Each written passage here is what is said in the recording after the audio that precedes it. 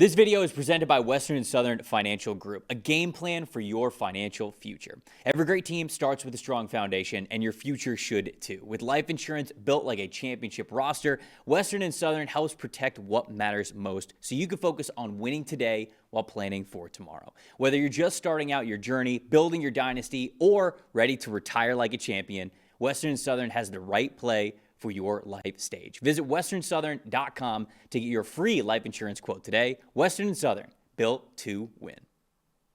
Raiders taking on the Philadelphia Eagles in Philly. Obviously, it's not a great season for the Raiders. They're sitting here with the number 2 overall pick for the 2026 NFL Draft with 4 games to go.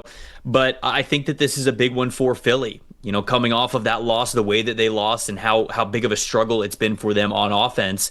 If you're going to be a team that's going to have any momentum going into the postseason at all, you've got to be able to take care of business against the Raiders. And so for me, it's a little bit less of, hey, who's winning this game and how each one of these teams look. Do you want to talk about the Raiders or do you want to talk about the Eagles? Talk about this Eagles pass rush, because one thing that is working is trading for Jalen Phillips and then getting Nolan Smith back healthy. If we go back over the last 5 weeks, since week 10, the Eagles have the second best pass rush grade in the NFL. They're 4th in pressure rate, 4th in sacks, and 6th in pass rush win rate. When you just look at the effect that Phillips and Smith have had since rejoining for Smith and joining this team for Phillips, their defensive line's gotten a whole lot better off of the edge, winning those one-on-one matchups, winning in the run game as well. And we've talked about the Raiders' pass protection and their flaws so much. They've got all the injuries up front. Since Colton Miller got hurt since week 5, the Raiders have the second worst pass blocking grade in the NFL, and Geno Smith has been basically the worst quarterback in the league under pressure this year. The Raiders' offense, look, there aren't a whole lot of answers for them right now other than just, hey, we have Brock Bowers, but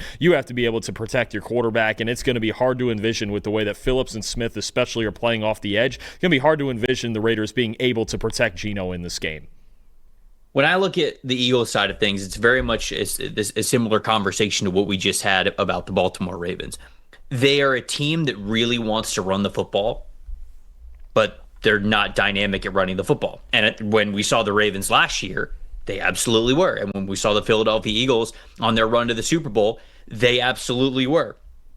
When you look at the last 3 games for the Philadelphia Eagles, these are 3 games in which they have not had Lane Johnson out there as he's dealing with that foot sprain. 62.0 run blocking grade from this team. That's not what we are used to seeing from Philly. Over the last 5 years, this Eagles offensive line has been one of the most dominant ones in the NFL, not just from a pass blocking perspective, but also from a run blocking perspective. They had an 82.6 run blocking grade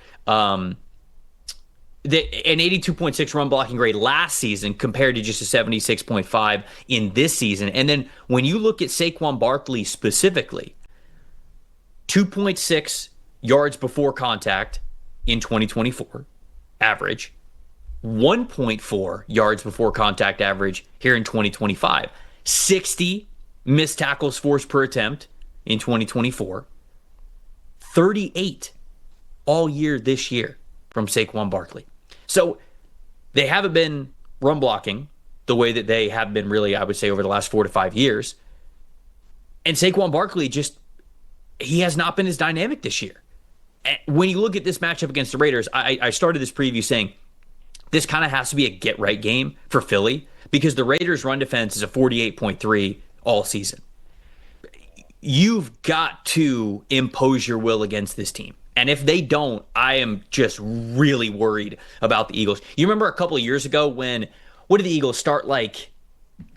Weren't they like 10-0 or something? And then they ended up really sputtering down the season. I think they played Tampa in that playoff game, and Tampa beat them, and it was sort of like a foregone conclusion that Philly's season had ended like 4 weeks earlier because of how poor that they were playing.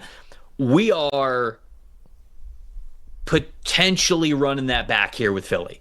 And if they don't look good against this Raiders team, especially at home when they are double-digit favorites with everything on the line, now that it is crunch time in the month of December, yeah, I'd start to get worried about who this team's going to be in the postseason. Yeah, no, that year you're talking about 2 years ago, they started 10-1, then they lost 5 of their last 6, and then they lost to Tampa in the playoffs in that blowout loss. And really, just everything went wrong for them, right? They couldn't stop the run. They couldn't score at all on offense. It feels like a similar vibe here with this team. But I honestly, I think for as much as, yes, we're worried about that and we're worried about the collapse for the Eagles, and now they're still very much in the race in the NFC East with the Dallas Cowboys, the Raiders, what do they have? I mean, this is the problem when you're looking. If the Eagles ever lost this game, I mean, those people might burn down the stadium. Honestly, you can't lose to this Raider team the way that they're playing. You've mentioned it before.